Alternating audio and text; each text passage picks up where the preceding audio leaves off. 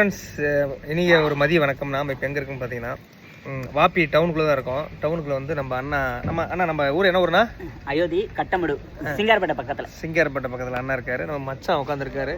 இந்த இடத்துல ஒரு விஷயத்தை கண்டுபிடிச்சேன் ஒரு மனசுக்கு தோணுனது பாருங்க. கோடிக்கணக்கான முதல் கூடிய வண்டிகள்லாம் இருக்குது. கோடிக்கணக்கான முதல் கூடிய இந்த கிரவுண்டுக்குள்ளே வண்டியெல்லாம் இருக்குது. ஆனாலும்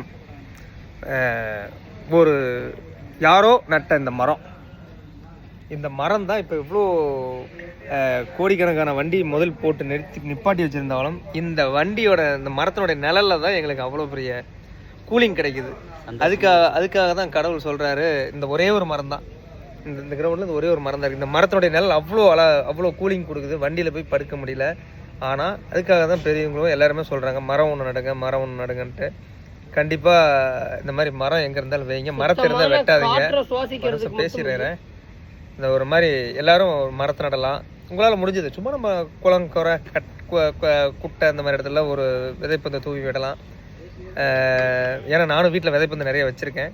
கண்டிப்பாக நான் ஊருக்கு போயிட்டு ஒரு 10 விதைப்பந்தாவது தூவிட்டு வரேன். கண்டிப்பாக அது முளைக்குமான்னு பார்ப்போம். நம்மளால் முடிஞ்சது மட்டும் விதைப்பந்தை தூவலான்னு ஒரு எண்ணங்கள். திடீர்னு இந்த ஒரு மரம் இப்போ நிழல் இல்லைன்னா இப்போ நாங்கள் இவ்வளோ தூரம் வேர்க்காமல் உட்காந்துருக்க முடியாது. வேர்க்குதா பாருங்கள், வெயில் எவ்வளோ வெயில் அடிக்குது பாருங்கள். இந்த இடத்துல அவ்வளோ கூலிங்காக வேர்க்காமல் உட்காந்துருக்கோம். இந்த மரம் வந்து யார் செய்த புண்ணியமோ அப்படி ஒரு காற்று எவ்வளோ அருமையாக வருது.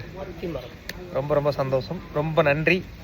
இந்த மரத்தடியில் இவ்வளோ ஒரு இது கிடச்சிது, ஒரு வாய்ப்பு கிடச்சிது. நன்றிண்ணா. தேங்க்யூண்ணா.